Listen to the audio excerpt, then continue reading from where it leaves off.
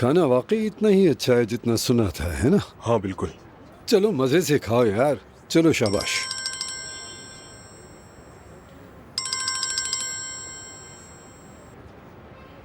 जी teacher.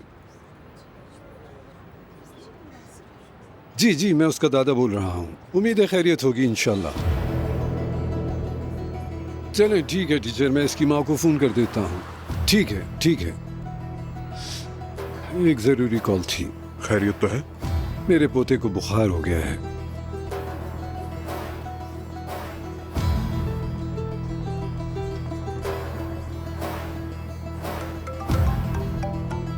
तुम्हारा phone बज रहा है।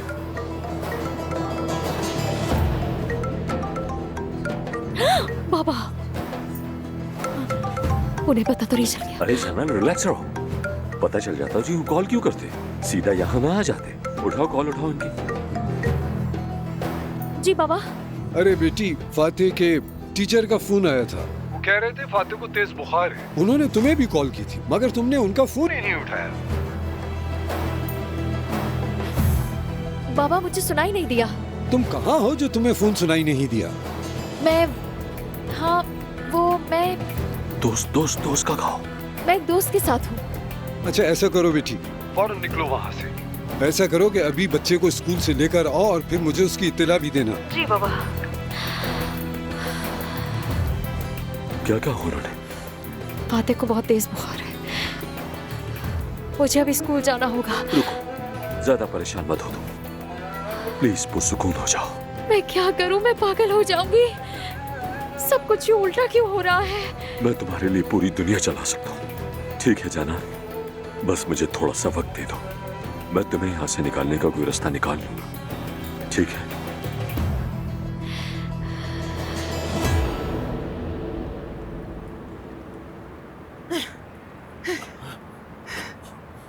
क्या वो मिली?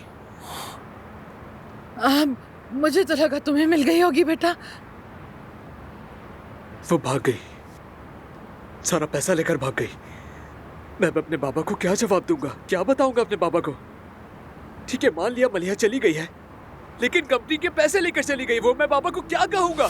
नहीं नहीं, वो नहीं भाग सकती बेटा। वो इतने पैसों का क्या करेगी, कहाँ खर्च करेगी उन्हें? वो थोड़ी सी बस पागल है, खुद ही वापस आ जाएगी, देखना तुम, वापस आ जाएगी खुद ही वो। क्या बातें कर रही हो रिया? वो पैसे लेकर भाग गई है। मेरी अपनी आप लोगों से बिल्कुल सही बात पर नाराज थी। उन्होंने वो देख लिया जो मैं नहीं देख सका।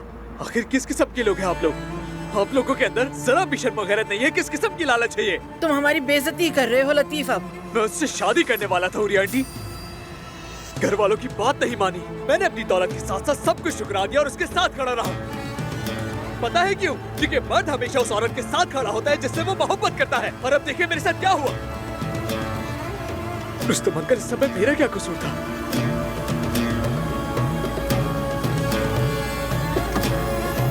अल्लाह अल्लाह, देखो जरा इस लड़के को कितनी बदतमीजी से बात करके गया है। तो दफा हो जाओ, ये गरीबी भी एक लानत है। गरीबों को यूं ही पांव तले रोनते हैं ये अमीर। भाई इतनी बदतमीजी, हद हो गई भाई। इस लड़के का तो दिमाग ही खराब है।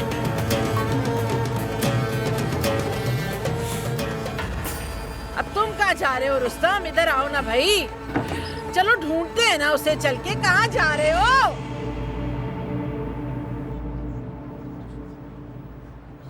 अस्सलामुअलैकुम। वालेकुम अस्सलाम। खाना खाया जा रहा है? आओ इकट्ठे मिलकर खाते हैं। अरे नहीं, मैं पहले ही खा चुका हूँ।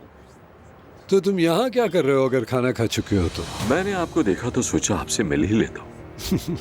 वैसे खाना बहुत अच्छा है यहाँ का। हाँ वाकई, ये बात तो सही कही आपने। ये मीठा भी बहुत लजीज है यहाँ का।